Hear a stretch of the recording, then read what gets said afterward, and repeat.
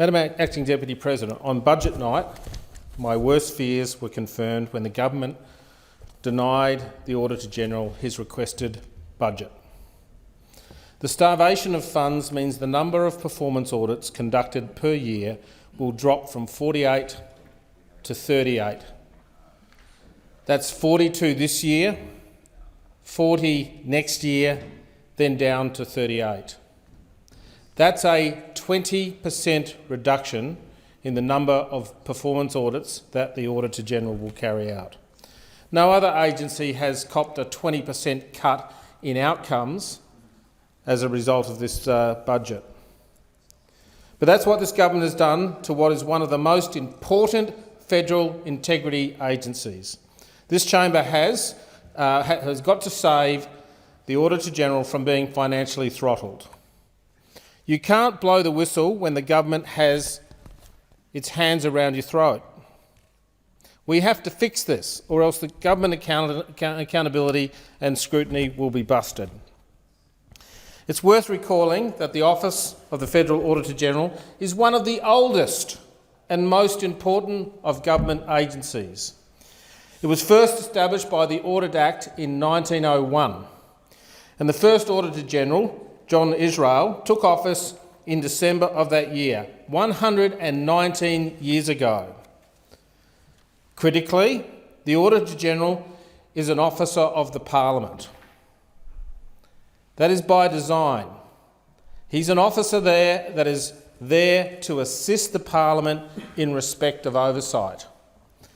We give him tenure, 10 years, and we give him budget. Well, that's what we're supposed to do. It's absolutely vital to the Parliament's ability to examine and scrutinise the performance of government. Without the information often uncovered by a fully resourced audit office, the Parliament's scrutiny processes, that is Senate estimates and committee processes, question time, would be greatly diminished. The government's cut to the auditor's budget are a direct assault on the oversight of government. It is entirely reasonable to conclude that the cuts were retribution for the Auditor-General's continued exposure of government maladministration, cost blowouts and highly questionable conduct by ministers and officials.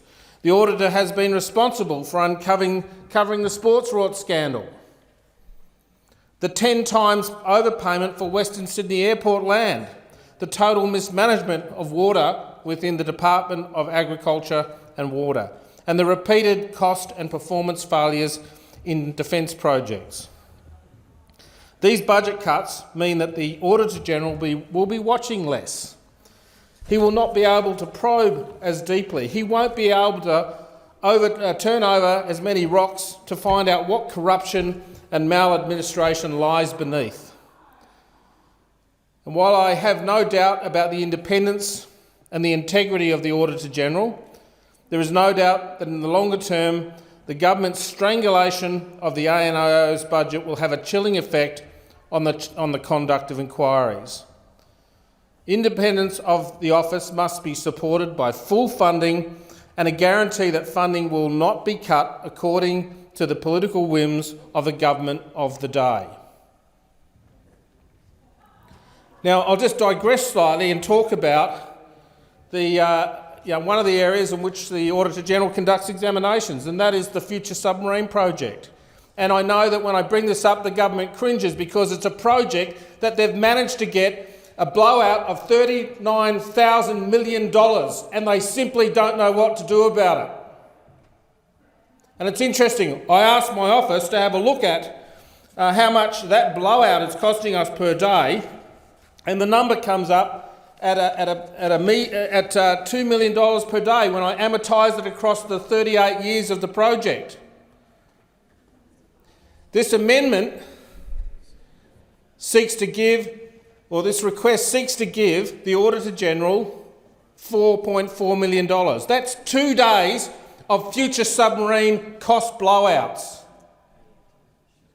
2 measly days worth of future submarine cost blowouts. The government, those on the other side of the chamber, simply don't want brought up in this place. Finance Minister Birmingham, he ought to be really concerned about this $39 billion blowout.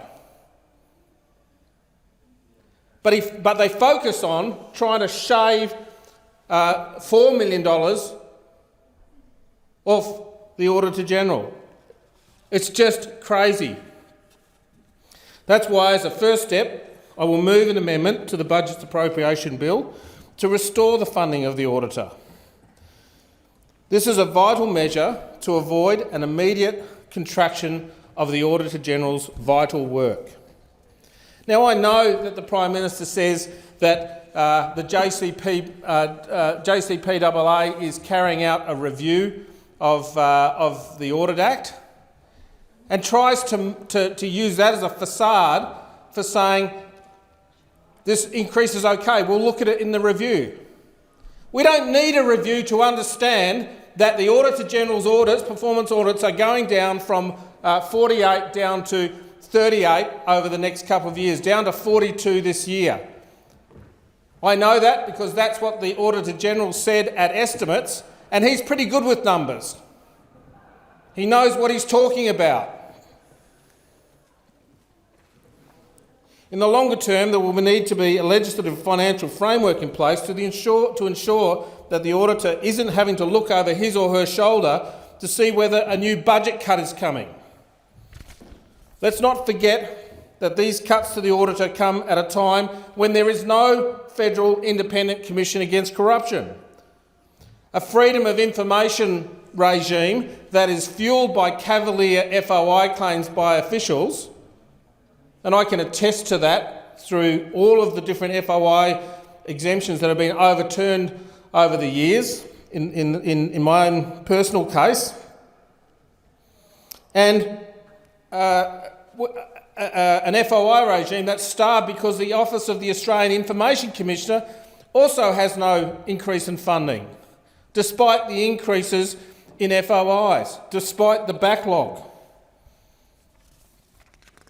Many of the basic integrity mechanisms of the federal government are either broken, sidelines, starved resources, or simply not there. We must save the Auditor-General from being financially throttled. We have to fix this, or else there will be no one to keep the bastards honest. Thank you.